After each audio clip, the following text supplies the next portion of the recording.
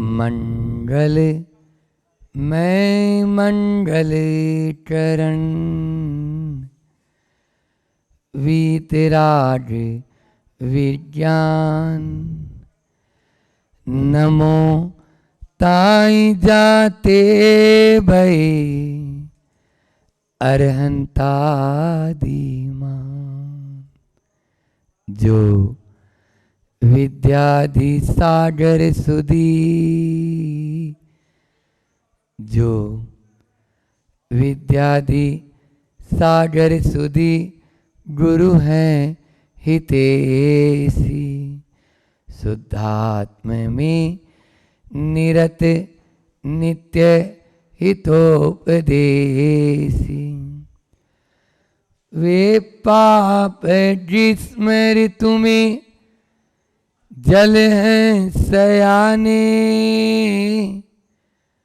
पूजूं उन्हें सतत केवल ज्ञान पाने बंधु उन्हें सतत केवल ज्ञान पाने।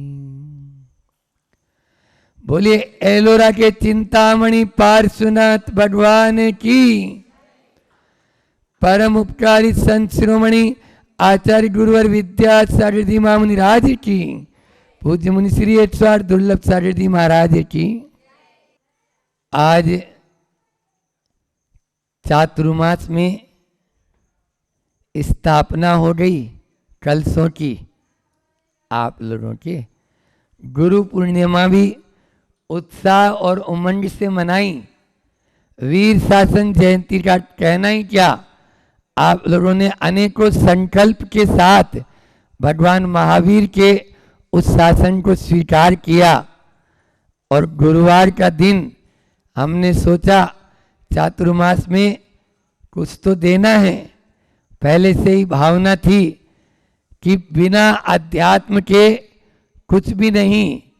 जब तक अपनी आत्मा के हम समीप नहीं आएंगे तब तक केवल सारी बातें कोरी बातें रह जाएगी, कुछ भी नहीं कर पाएंगे। इसी भावनाओं को देखकर इस बार के इस चातुर्मास में समाधि तंत्र पर एक प्रवचन श्रृंखला रहेगी। 105 कारिकाएं हैं। वैसे तो 105 दिन का ही लगभग चातुर्मास होता है, लेकिन इस बार 1 महीना ज़्यादा है, 30 दिन ज़्यादा हैं, तो वो मिलेंगे आपको। बीच बीच में और भी बहुत सारे कार्यक्रम होंगे, तो उन प्रासंगिक कार्यक्रमों के अनुसार भी अपन को चलना है। और साथ में यह समाधि तंत्र जो आचार्य पूज्यपाद स्वामी द्वारा विरचित है। समाधि का नाम लेते ही आदमी डर जाता है, अरे ये कौन सी, अभी हमारी समाधि का टाइम थोड़ी है। या समाधि का परिभाषा पूछें तो आप क्या बोलेंगे? वो अंत में जो महाराज जी बूढ़े हो जाते हैं, सब छुड़वा दिया जाता है और संलेखना करा दी जाती है, उसको समाधि। यहाँ पर उस समाधि की बात नहीं की। आचार्य पूज्यपाद स्वामी ने कहा चित्त की निर्मलता, मन की पवित्रता और निश्चिंतता और विशुद्धता, यह है समाधि। इसको बोलते हैं समाधि। प्रतिदिन आप दिन में कितनी बार बोलते हो, है ना?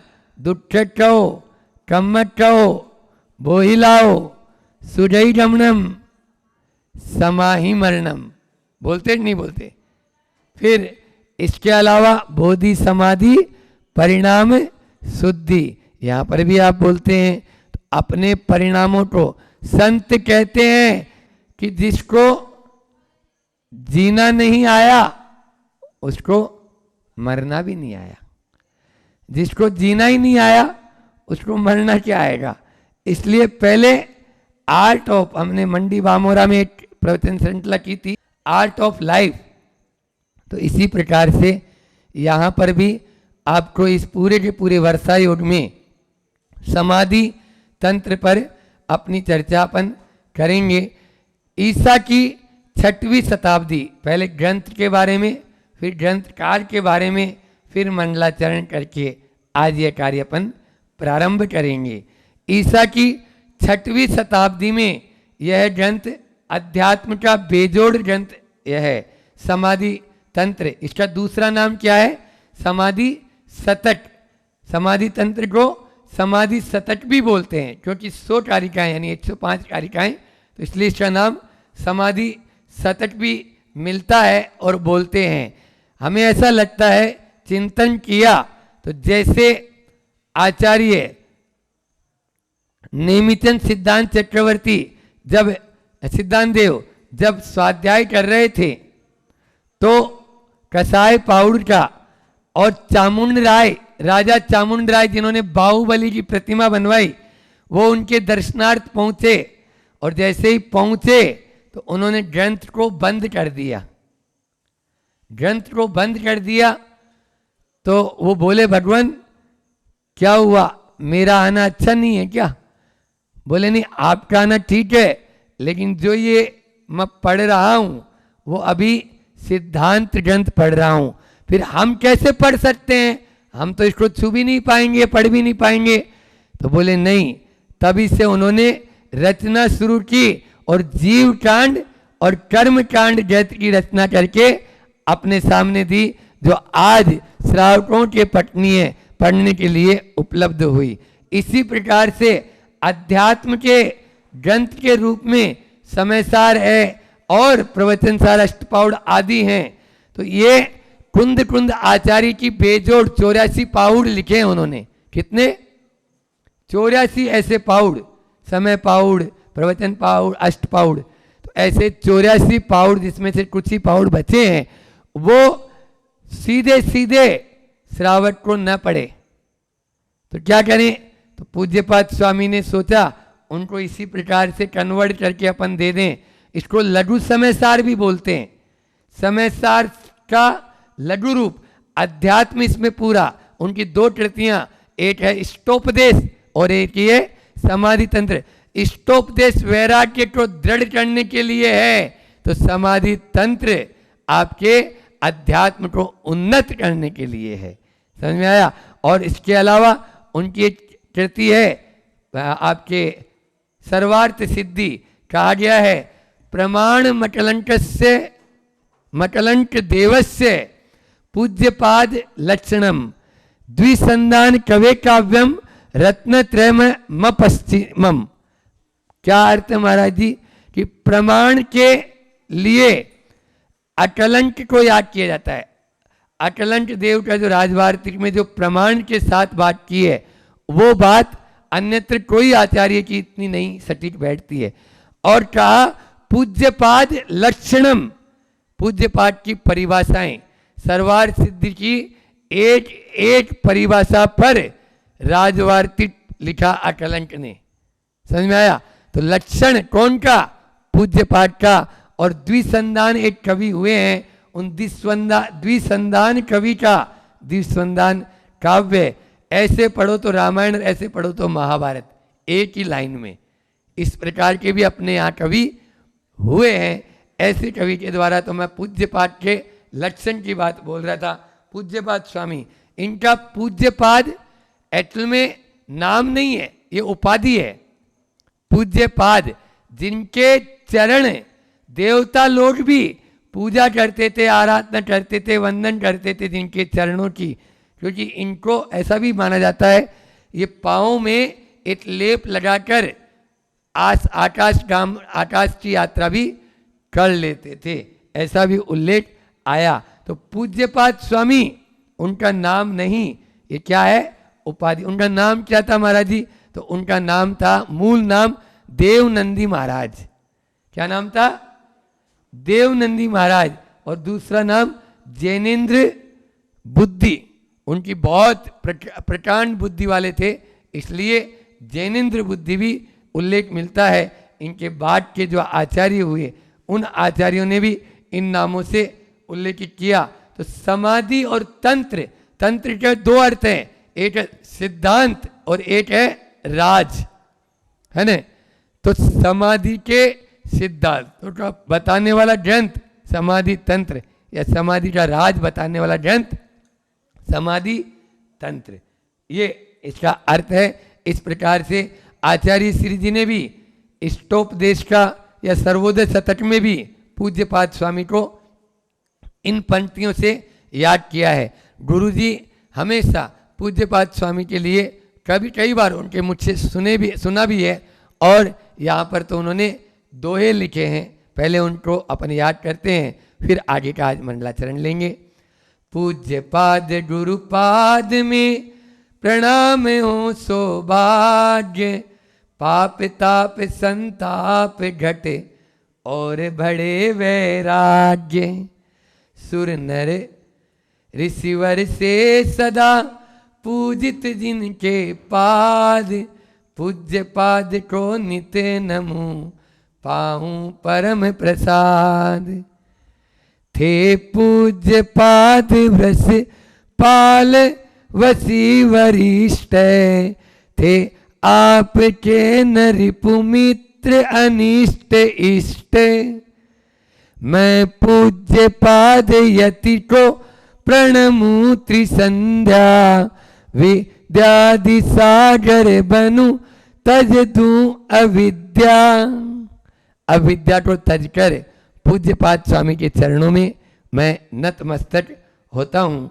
इस प्रकार यह समाधि तंत्र ऐसी विशाल विशाल गुफाओं में बैठकर रचित किया गया होगा। एक कारिका ले लो समाधि तंत्र की, आपके लिए लेमन जूस का काम करेगी। आपको प्रतिदिन इस चातुर्मास में एक एक कारिका एक एक दिन मिलेगी उसके साथ में, और जो अध्यात्म का गहरा निचोड़ आपको देने वाली होगी। बस आवश्यकता है उस पर चिंतन और मनन की। चिंतन और मनन करेंगे तभी अपन आगे बढ़ पाएंगे। आज मंडलाचरण के माध्यम से अपन शुरुआत करते हैं। हालांकि अपने पास में खजाना बहुत है, समझ में आया? उस खजाने को हमें मालूम ही नहीं है। होता क्या है, हम बाहर में खोज करना चाहते हैं, जबकि बाहर कुछ नहीं है। जो कुछ है वो कहाँ है? भीतर। एक बार ऐसा था, एक गांव के बाहर एक भिखारी एक भीख मांगता था। प्रतिदिन अपना एक पेड़ के नीचे स्थान बना रखा था। वहां पर तो लोग भी आते थे और उस भिखारी को भी भिक्षा दे देते थे।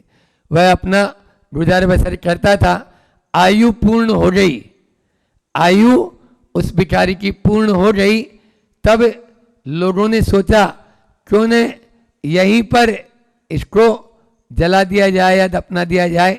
तो उसकी कब्र के लिए वहां पर खोदा गया जहां पर वो भिखारी मरा।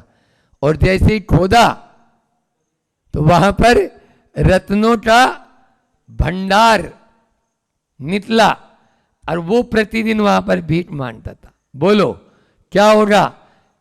जो व्यक्ति रत्नों के भंडार के ऊपर बैठा है और भीख मांग रहा है, उसकी कैसी हालत होगी? हंसी आ रही ना आप लोगों को?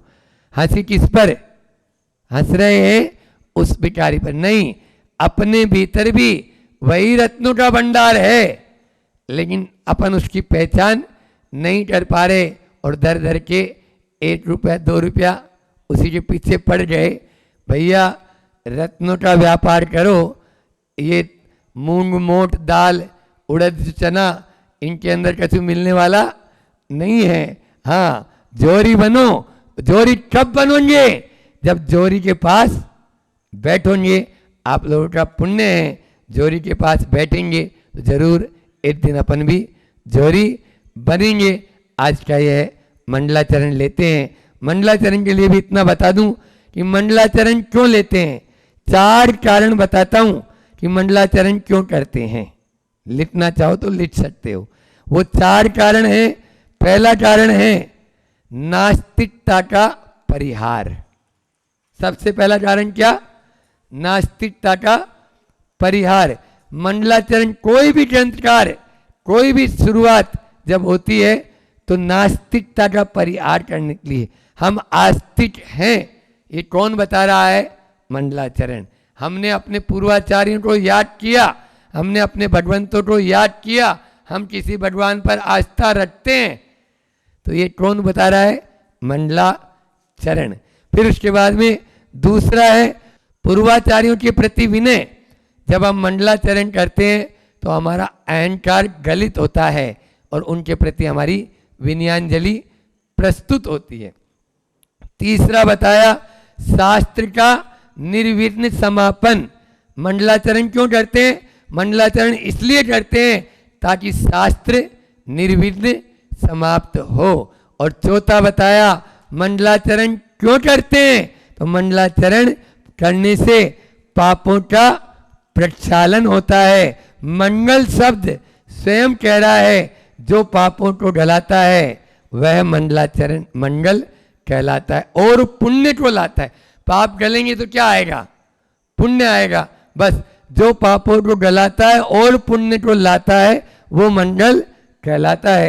ये हम पाठशाला में बच्चों को बताते हैं। तो यहाँ पर भी ये काम आ गया है। मंडलाचरण का मतलब, मम का मतलब होता है पाप, गल का मतलब गलाना, मम गालन यानी पापों को गलाना।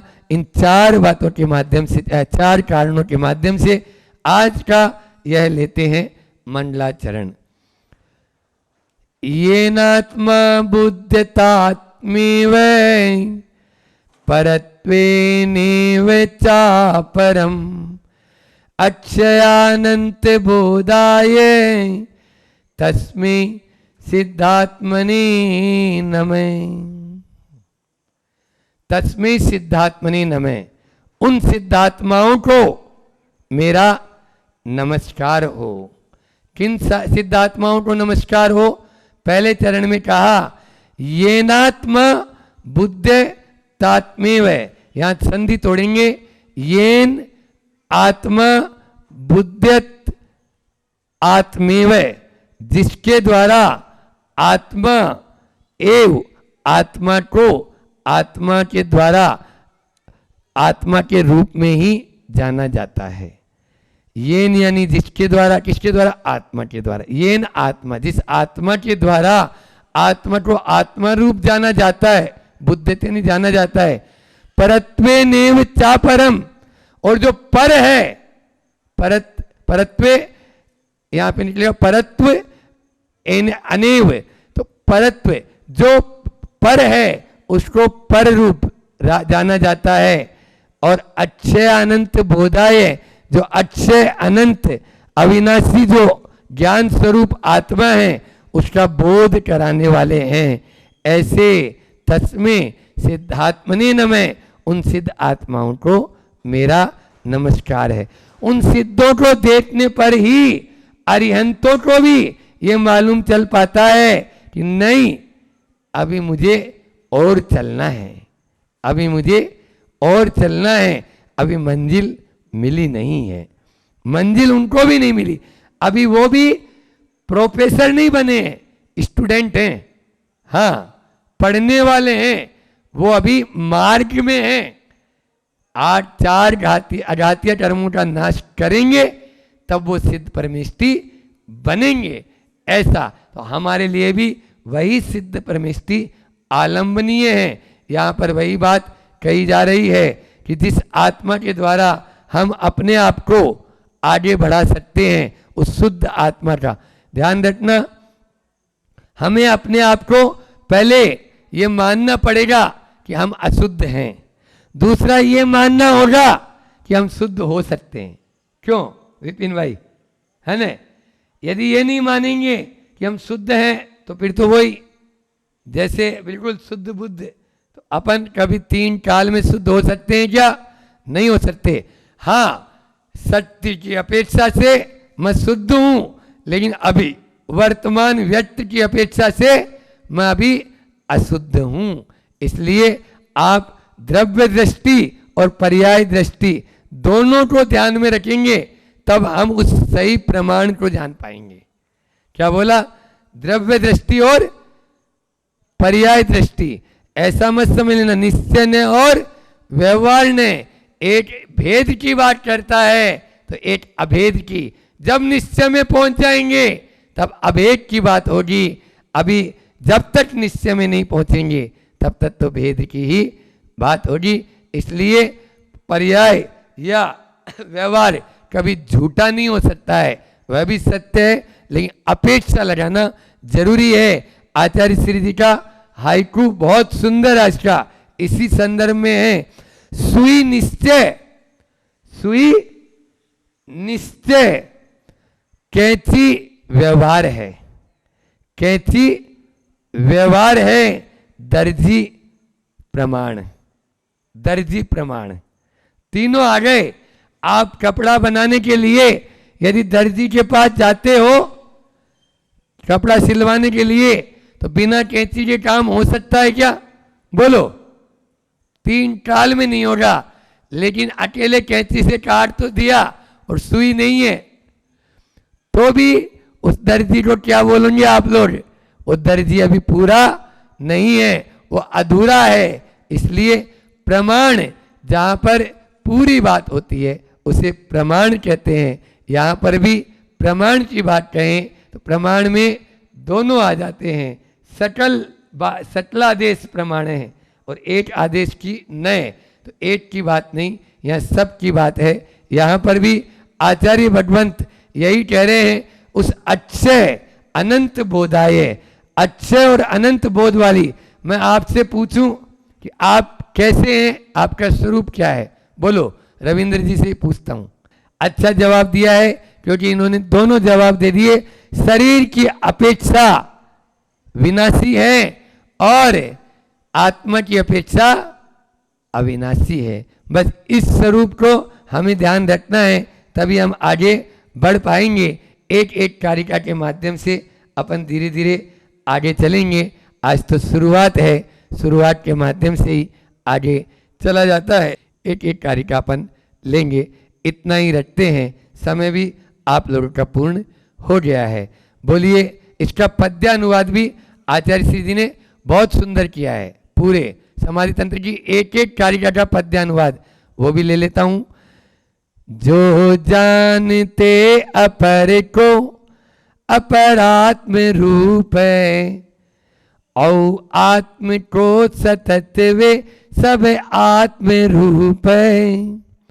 स्वामी अमेय अविनश स्वर बोध धाम है, हो बारे बारे उन सिद्धन को प्रणाम, हो बारे बारे उन सिद्धन को प्रणाम। बोलिए अनंतानंद सिद्ध परमेष्ठी भगवान की। आचार्य गुरुवर विद्यासागर जी महामुनि राज। अंजनगिरी पर चर्चा चलते हुए बहुत काफ़ी अरसे से प्रवचन चल रहे थे। अंजनगिरी का आ कहता है अंतरंग निर्मल करना होगा। अंतरंग निर्मल होगा अंजनगिरी आने से। ज कहता है जन्म जरा का नाश होगा अंजनगिरी आने से। न कहता है नर जन्म सफल होगा अंजनगिरी आने से। और गी कहता है गिरावट दूर होगी अंजनगिरी आने से। और री अर्थात रीद अर्थात संस्कृति की प्राप्ति होगी अंजनगिरी आने से। तो 3, 5, 6 प्रवचन हो गए थे और आज अपना जो विषय था वो था नर जन्म सफल होगा अंजनगिरी आने से। इस पर अपन ने बहुत पूर्व में जो प्रवचन किया था उसके सारभूत लाइनें ले लेते हैं अपन कि उस प्रवचन में विशेष बिंदु बोला था कि नर पर्याय पाकर भी, ये नर पर्याय पाकर भी हम प्राचीन क्षेत्रों की और अगर आकर्षित नहीं हैं तो हम नर होकर भी वानरवत हैं। ये बात अपन ने उस दिन करी थी कि ऐसे क्षेत्र हैं उसके बाद भी अगर वहाँ आकर्षण नहीं है और दूसरी ओर आकर्षण है तो हम नर होकर भी क्या है, वानरवत हैं। फिर उस दिन और कहा था कि पास में रहकर भी आप भगवान के पास नहीं जा पा रहे हैं तो आप नरक के बाईपास की ओर कदम बढ़ा रहे हैं। इस पर अपन ने चर्चा करी थी। है तो सही पास में मंदिर है, क्षेत्र है, लेकिन उसके बावजूद भी अगर आप वहाँ तक नहीं जा रहे हैं तो आप किस ओर जा रहे हैं, आप नरक के बाईपास की ओर आपका कदम बढ़ रहा है। और फिर उसके बाद हमने कहा था कि नरक जाने की ओर सफलता को अगर विफलता में बदलना है तो अंजनगिरी जैसे प्राचीन क्षेत्रों में जितनी भक्ति करोगे ये मान के चलना उतनी आपके अंदर निर्मलता पवित्रता आती चली जाएगी। और कहा था कि रविवार को आज आ गए इंदौर से, हम पहले समझ नहीं पा रहे थे, फिर बाद में चेहरा याद आया कि तो रेवती रेंज वाले हैं, कि रविवार को परिवार में को होटल जाकर कर्मों का टोटल बढ़ाने की अपेक्षा तीर्थ क्षेत्र पर जाकर कर्मों का टोटा करोगे तो बहुत अच्छी बात है। कर्मों का टोटा आपके जीवन को पूर्ण उठाते चला जाएगा, पर आना कहाँ पड़ेगा? ऐसे तीर्थ क्षेत्रों पर आना पड़ेगा, जब भी वो कर्मों का टोटा होगा। क्योंकि कर्म रूपी अचल संपदा में घाटा कब लगेगा? जब ऐसे क्षेत्रों पर आओगे तभी उसमें घाटा लगेगा, नहीं तो उसमें घाटा और टोटा नहीं लगने लगा। घाटा चाहते हो, कर्मों का घाटा कराना चाहते हो तो यहाँ आओ। जो जितना आएगा वो बहुत अच्छी बात है। कि उस दिन एक और बात बोली थी हमने कि जो जितना पास है वो उतना कम पुण्य को इकट्ठा करने वाला है, और जो जितना दूर है वो उतना पुण्य ज़्यादा इकट्ठा करने वाला है। इंदौर वाले आए हैं अंजनगिरी दर्शन करने, बहुत पुण्य इकट्ठा किया, बहुत दूर से आए हैं, बहुत दूर से आए हैं। सूरत वाले आए हैं तो वो बहुत दूर से आए हैं। आप आए हैं जरूर नासिक से हैं, लेकिन आपसे ज़्यादा पुण्य इन लोगों ने इकट्ठा किया। क्यों? क्योंकि जो जितनी दूर से आया है उतना पुण्यशाली है। ये मैं बोलता हूँ, मुझसे जब बार बार ये उस दिन भी बहुत इस बात पर पूरा खोला था कि हमारा घर दूर है मंदिर से, हमारा घर दूर है। हम कह रहे हैं ज़्यादा पुण्यशाली आप दूर है तो, क्योंकि दमोह से भी आए, बहुत अच्छी बात है कि बुंदेलखंड से आए। तो जो जितनी ज़्यादा दूर घर है, ये मान के चलो मंदिर, उतनी देर आपको लगेगी आने में भी और वापस जाने में भी। तो आने और जाने का पुण्य आपके कब्जे में आता चला जाएगा और आप ज़्यादा पुण्यशाली बन जाएंगे। तो ये मत मानना दूर हैं तो हम क्या हैं, हम पापी नहीं। दूर हैं तो आप ज़्यादा पुण्यशाली हैं, आप दूर हैं तो ज़्यादा पुण्यशाली है। ये बात बोली थी। और उस दिन प्रवचन का अंत किया था हमने 4 बातों के साथ: इंटरेस्ट, इन्वेस्टमेंट, इन्वॉल्वमेंट और इम्प्रूवमेंट। अंजनगिरी आप आए, इंटरेस्ट था इसलिए अंजनगिरी के दर्शन करने आए। इन्वेस्टमेंट भी किया, सबसे पैसा तो सबके पास है लेकिन समय की कीमत बहुत बड़ी होती है। इन्वेस्टमेंट आपने अपने सबसे कीमती समय का किया, बहुत अच्छी बात है। इंटरेस्ट था, इन्वेस्टमेंट किया। अब बात आती है इन्वॉल्वमेंट कितना है। यहाँ आने के बाद ये भगवान याद रहेंगे कि नहीं। यहाँ आए थे हम, वहाँ गांव में भी दर्शन करने गए, गुफा में भी दर्शन करने गए, ऊपर भी दर्शन करने। इन्वॉल्वमेंट तब रहेगा कि आज से 10 साल बाद भी आपको ये छवि याद रह जाए, तो वो कहलाएगा इन्वॉल्वमेंट। नहीं तो यहाँ आए और चले गए, कोई मतलब नहीं, कोई इन्वॉल्वमेंट ही नहीं रहा तो कोई मतलब नहीं। इंटरेस्ट था, इन्वेस्टमेंट सबका होता है, इन्वॉल्वमेंट जरूरी है। और इन्वॉल्वमेंट के बाद सबसे महत्वपूर्ण इम्प्रूवमेंट। क्या इम्प्रूवमेंट किया आपने यहाँ आकर? क्या सुधार अपने आप में किया आपने? कुछ सुधार हुआ कि नहीं हुआ? और एक बहुत अच्छा मैंने उस दिन दृष्टांत आपको सुनाया था कि हम जिनको पीछे देते हैं लगभग उनसे कहते हैं कि कम से कम जिस मंदिर में जाते हो हफ्ते में 8 दिन में दूसरे मंदिर जाना, और दूसरे मंदिर जाते हो फिर उसके बाद महीने में एक अतिशय क्षेत्र के दर्शन करने जाना, और साल में एक सिद्ध क्षेत्र के दर्शन करने जाना। और मैंने कहा जब जाओ तो भगवान, जब नए भगवान से मिलो तो कुछ ना कुछ परिवर्तन करना अपने आप में। तो मैंने उस भाई की बात शेयर कर दी। फिर आज दोबारा, क्योंकि जो अच्छी बात है उसको बार बार बोलो तो भी कोई बात नहीं, फिर वो दोबारा रख देता हूँ।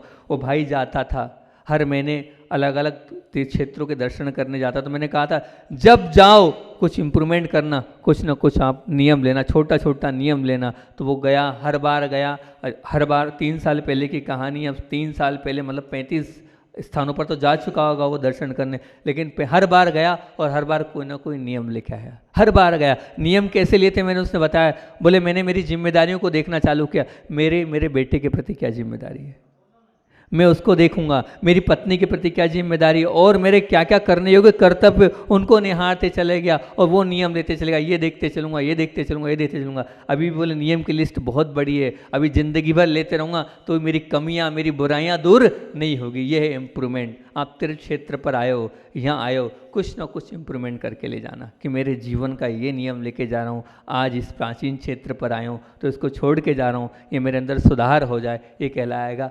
इम्प्रूवमेंट। तो इंटरेस्ट, इन्वेस्टमेंट, इन्वॉल्वमेंट और फिर उसके बाद इम्प्रूवमेंट। कितना इम्प्रूवमेंट आप यहाँ आपके आने पर हुआ, इस बात का ध्यान रखना। फिर उसके बाद अपन ये प्रवचन जन्म के ऊपर तो हो गए थे कि जन्म जरा का नाश होगा अंजनगिरी आने से। फिर काफ़ी लंबी प्रवचन श्रृंखला एक ही विषय पर चली, चिंतन चलता चला गया। वो था गिरावट दूर होगी अंजनगिरी आने से। गिरावट दूर होगी, इस पर काफ़ी लंबी गिरावट क्या उस पर चर्चा करी थी अपन ने कि हम व्यापार में जब मूल्य गिर जाता है तो क्या हमें अच्छा नहीं मानते कि भैया गिर गया, क्योंकि गिरावट घाटा देती है। पर कभी आपने अपने आप के मूल्य को देखा कि मेरा मूल्य गिर रहा है कि मेरा मूल्य बढ़ रहा है?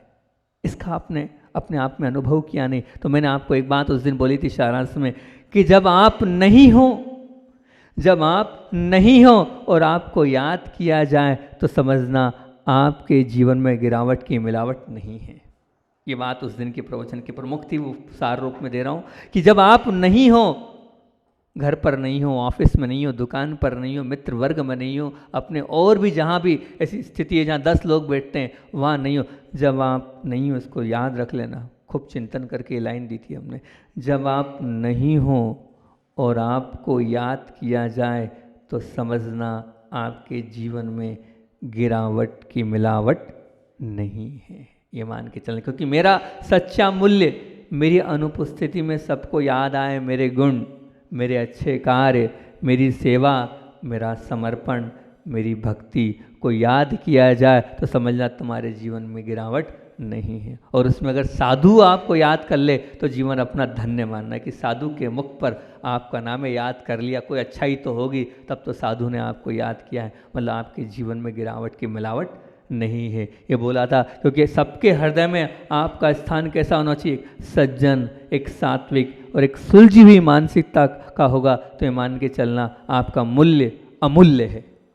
आपका मूल्य क्या है? अमूल्य, इसकी कोई कीमत नहीं है। अगर सबके हृदय में अगर आपने वास किया तो बहुत अच्छी बात है, क्योंकि उसमें उस दिन ये भी कहा था कि हर पदार्थ को अर्थ से तोला जा सकता है, हर पदार्थ को अर्थ से तोला जा सकता है, परंतु आपको अपना वजन काय से तोलना है? शुद्ध, सात्विक, करुणामयी और दयामय कार्य ही आपका असली वजन है। और उदाहरण भी दिया था हमने आपके लिए। क्या उदाहरण दिया था? कि जैसे वो अन्न होता है, जितना गीला होता है उतना वजनदार होता है। वो अन्न होता है, देखना आप, जब नया सोयाबीन आएगा, नया गेहूँ आएगा, नया चना आएगा, वो जितनी उसमें पानी की मात्रा रहेगी, जितना गीलापन रहेगा वो उतना, बोलो ना, वजन रहेगा ना। गलत तो नहीं बोल रहा मैं, सही बोल रहा हूँ ना?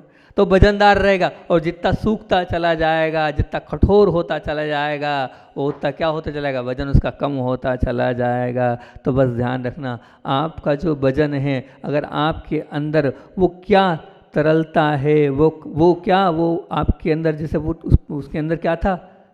तरलता थी, क्या था उसमें? पानी था ना। पानी जैसे वो नरम था ना, वो नरमपन उसमें था, ऐसे नरमपन आप में होगा तो आपका वजन बढ़ा हुआ है। और अगर आपके अंदर वो नरमपन खत्म हो गया तो वो कठोर हो गए तो आपका वजन भी क्या है? क्या हो जाएगा? कम होता चला जाएगा। इसलिए अपने आप के वजन को बढ़ाना है तो आपके अंदर में, हृदय में करुणा का जल होना चाहिए। करुणा से अगर आप गीले हो तो ये मान के चलना आपका वजन बहुत बड़ा हुआ है। बस वो वजन बड़ा रहेगा तो ये आपके जीवन का, ये मान के चलना आप ऊपर उठते चले जा रहे हैं। फिर उसके बाद आपसे बात करी थी, मैं हमेशा पूछता तो वो बहुत अच्छा, अगले प्रवचन में जो बात करी थी बहुत अच्छी बात करी थी कि आप ध्यान रखते हैं, किसका रखते हैं ध्यान? अपनी धन का, अपनी संपत्ति। सबसे ज़्यादा अगर आपको आपकी चिंता है तो आपके दुकान की, आपके मकान की, आपके पैसे की। सच बोल रहा हूँ ना? उसकी खूब चिंता कर रहे हो, 24 घंटे आप उसमें लगे रहे हो। लेकिन उस दिन हमने 5 बिंदु बोले थे, इन 5 की चिंता करो। प्रवचन का सार था कि सबसे पहले चिंता करो आपके संस्कार कम हुए कि बढ़े, आपके संबंध कम हुए कि बढ़े, आपकी समाधि समता कम हुई कि बढ़ी, आपका साहस कम हुआ कि बढ़ा, आपके सद्गुण कम हुए कि बड़े। 5 बातें उस दिन हमने आपसे बोली थी। विचार करो, आपके जो संस्कार थे बचपन में, तो आप मंदिर भी जाते थे, वो संस्कार कम हुए कि बढ़े?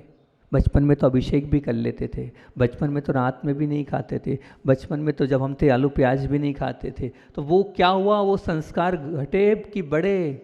इस पे कभी विचार किया? संपत्ति की तो खूब चिंता है, लेकिन उन संस्कारों की चिंता आपने करी कि नहीं?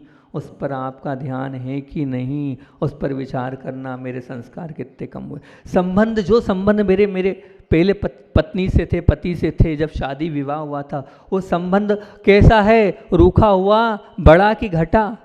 जो मैं विनय पहले माँ की करता था, पिता की करता था, अब मैं कमाने लग गया हूँ, मैं बड़ा हो गया हूँ, मैं पैकेज वाला हो गया हूँ, मेरे पास सब कुछ हो गया, उतनी जो मेरे अंदर संबंधों में गाढ़ता थी वो बड़ी की घटी, ये विचार करना मेरे वहाँ घट रहे हैं कि घट रहे हैं कि बढ़ रहे हैं। इनकी चिंता नहीं, आपको रुपयों की चिंता है, पैकेज की चिंता है, दुकान की व्यापार की चिंता है, नहीं, संबंधों पर विचार करना। समता, आपके अंदर की जो समता है सबसे बड़ा महान है। वो समाधि आपकी घट रही है, आप जैसे जब बढ़ रहे हो, चिड़चिड़ापन बढ़ रहा है, गुस्सा बढ़ रहा है कि समता आपकी बढ़ रही है, विचार करना क्या आपके अंदर बढ़ रहा है। समता बढ़ रही तो आपका जीवन बहुत अच्छा है। और साहस, अंदर की ताकत कि हाँ भैया मैं पहले उपवास कर लेता था, मैं पहले बहुत सारे नियमों का पालन कर लेता, बहुत अच्छे अच्छे कार्य कर लेता था, सबकी मदद के लिए खड़े हो जाता था, वो बढ़ रहे हैं कि कम हो रहे हैं, इस पर विचार करना। और अंतिमता सद्गुण, पांचवा आपके सद्गुण घटे कि बढ़े, इनकी बैलेंस शीट बनाओ। मेरे गुणों में वृद्धि हुई कि ह्रास हुआ, जो मेरे अंदर गुण, बहुत सारे अच्छे अच्छे गुण थे,